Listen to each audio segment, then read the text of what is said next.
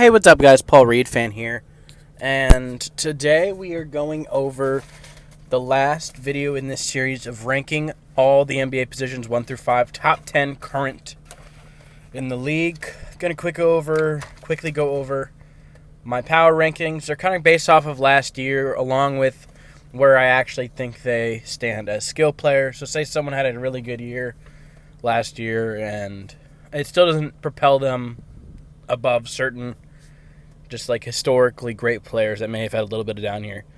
Such as like Jimmy Butler still over Paul George, even though obviously Paul George had a better season last year, but Jimmy Butler's, Jimmy Butler. Okay. Let's get this going. First off, I got to start off with the people that just missed the list. I think the hardest part of me making this list was actually the bottom. It was really hard for me to rate one guy who's really good at defense. I'm sure you know Rudy Gobert, and he is on the list. So we're going to go who was just off. I do have Karl Anthony Towns off the list, and it was really, really, really, really hard for me to leave him off. I think it's a combination of him being a second option offensively on his team, him having a solid year, and especially I was impressed with him in the playoffs. I think he definitely was hot and cold, not very consistent, and that is a kind of a knock on him, that he would be completely gone in some games. In some games, he would be good enough to actually win them a game. I think his defense is a little better than he used to be, but he still has the same problems with turnovers, with a lot of dumb fouls, taking himself out of the game early. Because when he drives into the paint, it just seems like he is a loose cannon, and he's just gonna get some defensive player an easy charge, as he's not controlling his body. And you saw it in the playoffs, and I think he is the best 3-point big right now. But we'll see what happens with a lot of these younger players. But yeah, I like Cat. I think he's probably 11th best center in the league, and that's where I have him. Another guy just off is Sabonis. Now, I am a Sabonis hater. Not him as a person. Well, actually, I don't love him either. He deserves to be stepped on by Draymond. I can't. I'm joking. I don't actually hate Sabonis, but I do think that he does not contribute to winning basketball. He rebounds, he playmakes, and he can score in the paint. That's it. He is a negative on defense, and also he's not. It's an interesting thing that the Kings do. Like how far is this offensive scheme where Sabonis has the ball like at the top of the free throw line, and he's moving around and making plays? Well, he's a good rebounder too. I think he's a good player. I think he can be an all-star, but I don't think he contributes to winning basketball, and I think that the Kings would be better with a more traditional center rather than this undersized, not good defender that can't shoot but is really good at playmaking and rebounding. And it's just it's a very interesting player type that some NBA team I think could use him, and the Kings might be the best at using him. It's just there's a ceiling to where they can be. It'll be interesting to see where DeMar does, but yeah. I have Sabonis off the list just because I'm kind of a Sabonis hater. Sorry, Domantas Sabonis. I will watch your new show with all of the other stars. Anyway, let's get into it. At number 10, I have Rudy Gobert. Oh, it is so hard for me to rank Rudy Gobert among all of these other players. I think the most important side of the basketball is offense. Full stop. But he is the best paint defender, full stop. And that's a big part of the offense. Obviously, shooting threes is huge. That's why the Celtics are ridiculous volume and percentage. I was like, I couldn't imagine where to put Rudy. He's such a bad defender. He's such a bad offensive player. And he is the best paint defender. I'm not arguing that. I'm not one of those guys that said he's bad at defense, too. He can hanker down the best defense, even with bums out there. Shout out the Jazz. Let's go. He's 32 years old. He's 7'2". He's 258 pounds. Last year, he averaged 14 points, 12.9 rebounds, and 1 assist on 66. He didn't shoot a 3, and 64 from the free throw line. He's a 4-time Defensive Player of the Year with awful offense, and you kind of saw the drop coverage being broken down by Luka Doncic last year. I mean, it was like he had to make a decision. Am I going to defend Lively on this lob, or am I going to step up to stop Luka? He needed his guard defenders, such as, was it Vanderbilt? No, that's the dude. That's the dude on the Lakers. I always mix these two up. No, is it? You know what I'm talking about. The big wing from Minnesota that was guarding Luka. It'll come to me. Sorry, professional ball watcher over here. Forgot the dude's name. I'm still thinking about it. Fuck. That's on me, guys. That one's on me. I'll give you that. You know what I'm talking about if you know ball. Let's keep it going. But yeah, Rudy Gobert, offense is the most important. He's a negative on offense. I think if you stuck a bunch of offensive stars around him and then let him just kind of roam in the paint on offense and let him control your defense, I think that's the best he could do. It's such an interesting...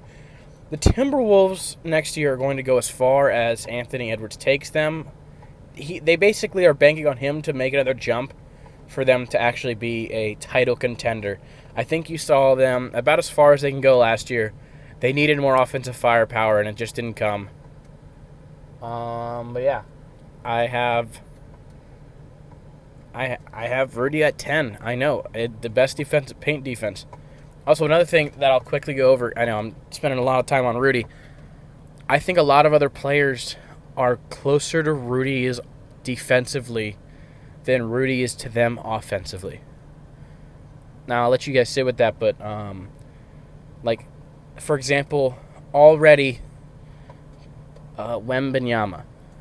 Wembanyama is close-ish to Rudy defensively already. And he's so much better offense. So you have to take that into account. I do take that into account. That's why I have him at 10. He's the 10th best center, but I don't have him any higher. And yeah, that's Rudy Gobert. I'm rooting for him. But yeah, that's Rudy Gobert at 10. Next, at number 9, I have Jared Allen from the Cavaliers. He's 26 years old. He's 6'11". He's 243 pounds. Last year, he averaged 16.5 points, 10.5 rebounds, and 2.7 assists on 63. He didn't shoot a 3, and 74 from the free throw line. And I really like Jared Allen. I think that he's a great rim defender, not pressure. He's a great rim defender, and he also is he can hold himself in switching. And again, this is where I was like, who do I put, Rudy or him? Because I think that Jared Allen healthy brings more offensively with a lob threat, with a little bit of high post creation and low post creation. I have him. I think that he's just better offensively than Rudy, and I think that he's also a good defender still of the rim. I think that he does get. He probably will get exposed by Wemby and Chet, and probably, I don't know, Embiid and Jokic. But I mean, those are the best guys in the league, and also you have Mobley now. So I really do think that Jared Allen is a great defender with more offensive creation, and that's why I had him one over Rudy. I'm not going to talk too much on Jared Allen here. I like him. Looks like a black guy that plays Smash Bros for fun, which is awesome. I love Smash Bros. But yeah, that's Jared Allen at 9. I'm really rooting for the Cavs to be good this year. I think they have a lot of skill players, and yeah. Okay, next at 8 is Kristaps Porzingis. It was hard for me to rank where this guy went because, I mean, he's a 3-and-D center.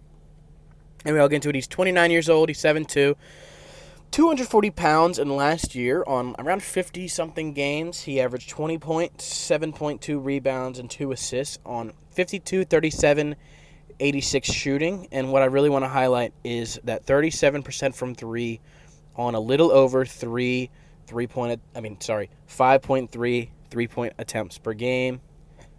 And I mean, that's great. He's a floor stretching big, that also averaged 2 blocks a game. He's a 3-and-D, not wing, but a center, and he's a perfect role player, and I think the Celtics are using him perfectly. He's got a little bit of creation. You definitely saw it in the playoffs where in the first quarter of the fucking finals, he went on a little run where I think he scored like 12 points on just mid-range pull-ups over a smaller defender. He definitely doesn't do it constantly, but it was hard for me to rank him because he's always hurt, but I try not to take injuries into this. I try to take the skill of the player, not just straight off availability, but like when they're on the court, how good are they? And Kristaps really has thrived on the Celtics, and he's what brings them to unbeatable if he's healthy. And I think we'll see that next year too. Yeah, I have Kristaps Porzingis at 8, 3-and-D center. Tough to beat that. It was weird to rank him because here I'm just gonna go into it. Number 7, I have Chet Holmgren, and you're like, wow. I'm gonna read the stats off real quick. Chet Holmgren's 22 years old. He's 7'2". He's 208. He had 16.5 points a game, 2.4 assists, and 8 rebounds. A little over 2 blocks a game on 53, 37, and 79 shooting. You're like, wow, this guy sounds exactly like Kristaps Porzingis, but with worse stats. And I think I implore people that disagree with this to go watch ball. Not watch ball, I'm not trying to be an ass. To go watch Chet Holmgren's game, and you'll see that it's already becoming more evolved than Porzingis. Porzingis has failed at all the teams he's been on, or at least not lived up to the expectation, except for the Celtics. And that there's a reason for that. Obviously, the Celtics have the best constructed team. But I think that also adds that Chet Holmgren is young, and he's on the up and up as well. He's a great defender, and I think his shot was kind of fluky. Not fluky, but fluctuating. Hot and cold streaks. And I think that was his rookie year. I think Porzingis has leveled out at his level of play. I think Chet has a super high ceiling, all-star higher ceiling, and I think that's why I have him over Porzingis. I think they're both pretty equal players. Again, I just have Chet a little higher, just because of that ceiling, and how I think of them as a player. I think Chet is just a better overall player. Super similar. It's hard to say because obviously Porzingis, they won the championship even without Porzingis. But you know what I mean? It's like I was really trying to pick over one of these other, and I decided to pick Chet over Porzingis. Yes. Okay.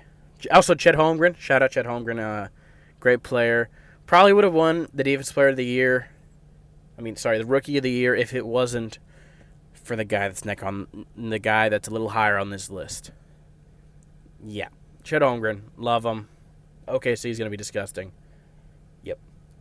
At 6, I had Alperen Sengun. Now, I am kind of Sengun-pilled. He's 22 years old. He's 7 feet tall, and he's 235 pounds.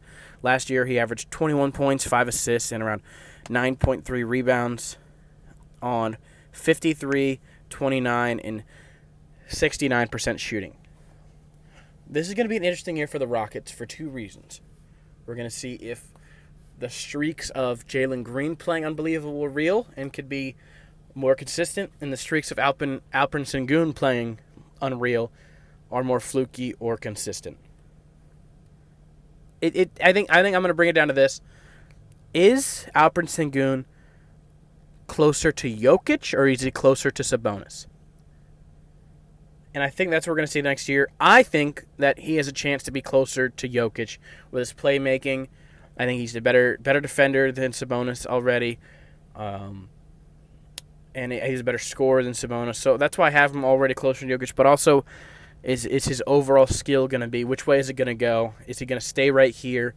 Is he never going to find his shot all the way back? And, yeah, it's going to be – I'm actually going to watch a lot of Houston Rockets games this year because of that reason. Closer to Jokic, closer to Sabonis, but I have him at 6 because I do think he's closer to Jokic, personally. Personally. Okay. Next, I have Wembanyama, who is, well, we know Wembanyama, number 5. He is 7'4", He's 20 years old, and I wrote this down. He was born January 4th, 2004. I'm not trying to dox myself, but he is just like a couple months older than me, which is mind-boggling that he has this level of fame and level of success and all stages of world level already, and he's just a little older than me. He's also 209 pounds. Last year on the Spurs, he averaged 21.4 points, 3.9 assists, and 10.6 rebounds on 46, 32, 80% from the field, and he averaged a steal a game, and around 3.5 blocks a game. Ridiculous stuff. Bro is already the GOAT. He is the greatest of all time. Get off his jockstrap. Not actually. He's really good, though. He's going to win multiple Defensive Players of the Year. His shot wasn't even falling to the level it needed to be. He was on a minutes restriction the first year, and he's still this high as a center already. Rookie year. He's 20 years old. I'm excited to see him grow. I mean, the sky is the limit. We've never seen a guy with this skill, talent, this tall, this defensive ability. It's ridiculous. It's ridiculous. I mean, it's insane to watch some things he does. I always go back to, obviously I watch every Sixers game, so I always go back to there was one time where obviously Embiid hung 70 on this dude's nuts. Oh, he hung his nuts on Wemby's head. But they were kind of good. I think Wemby had high 40s in that game too, and there was one play where they were probably around 5-7 feet from the rim. Joel Embiid, Wembanyama, 1-on-1. Wemby's backing him in, and then he picks up his dribble. Joel has his hands up, like in a defensive stance, and all Wemby does is kind of reach around him and toss the ball up nonchalantly, and it just goes in. It was ridiculous. It was like no one could guard it. Like Joel has his hands up, and he just kind of reaches around. It was again. He has so many moments like this of alien.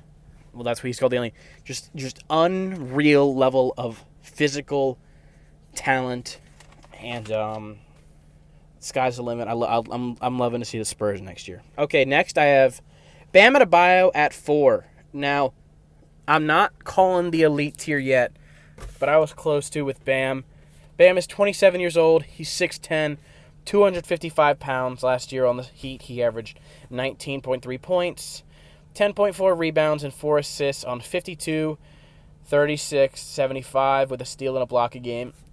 And the reason I have him so high here is I do think that there's a chance that he's the best player on the Heat this year. That's not the reason I have him here. But he is the most versatile defender in the league. He is such a good paint defender, and he switches out on these guards and wings, and he doesn't even hold his own. He does good. I mean, he's the most switchable defender. I'm so excited to see more Bam Adebayo. I think he's going to kind of get the Evan Mobley treatment where they're going to tell him, you're going to take 2 threes a game. We don't care if they go in. If you add that to your game, then he soars. But I already think he has a good offensive game. He shoots the mid range okay. He can create space. Not a great 3-point shooter, as I just mentioned, but he can. I mean, it's pretty bad. It's not like Giannis level. And love him driving at the rim, catching lobs, and anchoring a defense everywhere, wherever you need him. He's the most versatile defender in the league right now, full stop. I love him. Love him, love him, love him. Love Bam Adebayo. He's awesome.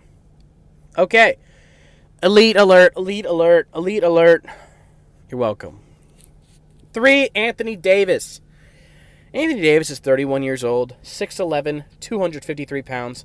Last year on the Lakers, he averaged 24.7 points, 12.6 rebounds, and 3.5 assists on 56, 27, 82 shooting with 2.3 blocks a game.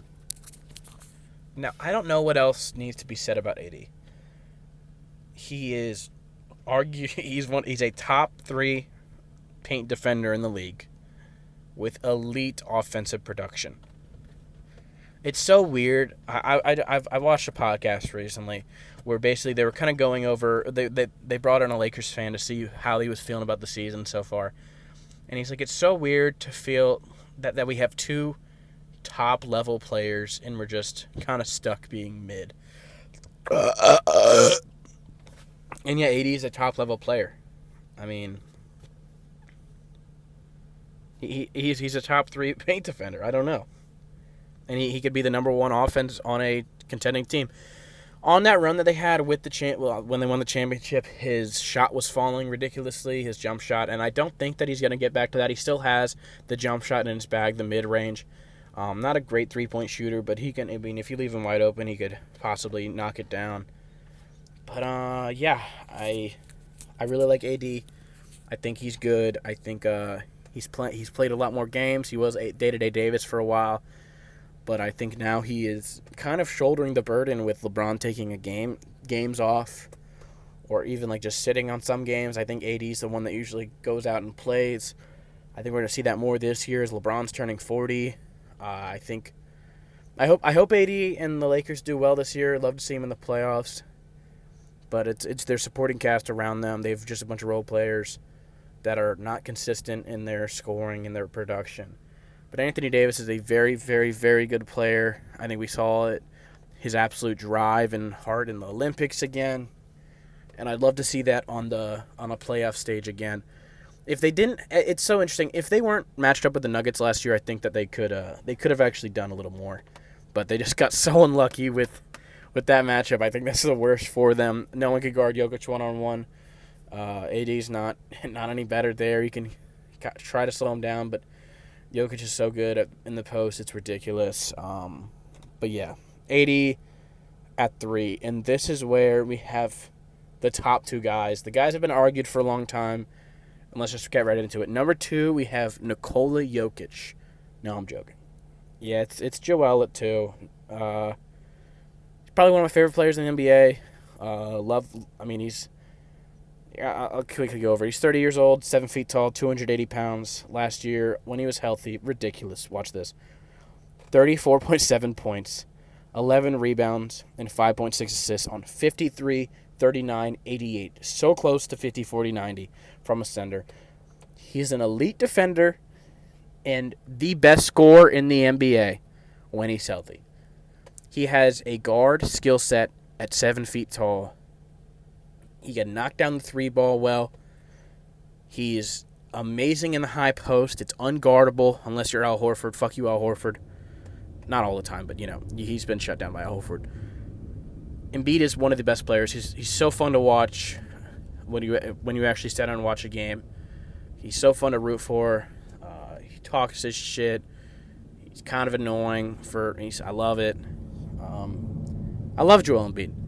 And I think that we saw a lot of promise in last year's playoff run, even when he wasn't fully healthy, where he was making quicker decisions out of double.